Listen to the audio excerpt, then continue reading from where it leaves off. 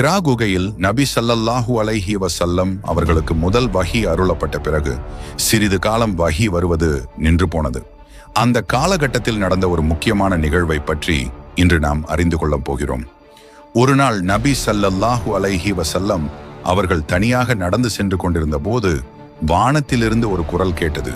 மேலே பார்த்தபோது ஹிரா குகையில் தோன்றிய அதே வானவர் ஜிப்ரீல் அலைஹிஸ்ஸலாம் அவர்கள் வானத்திற்கும் பூமிக்கும் இடையில் ஒரு சிம்மாசனத்தில் அமர்ந்திருப்பதை கண்டார்கள். இதை கண்டு நபி ஸல்லல்லாஹு அலைஹி வஸல்லம் அவர்கள் மிகவும் பயந்து வீட்டிற்கு விரைந்து சென்று, என்னை போர்வையால் போர்த்துங்கள் என்று கூறினார்கள்.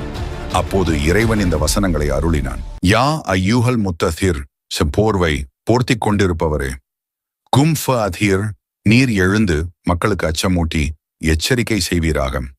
வரப்பகஃப கப்பிர், மேலும் இறைவனை பெருமைப்படுத்துவீராக.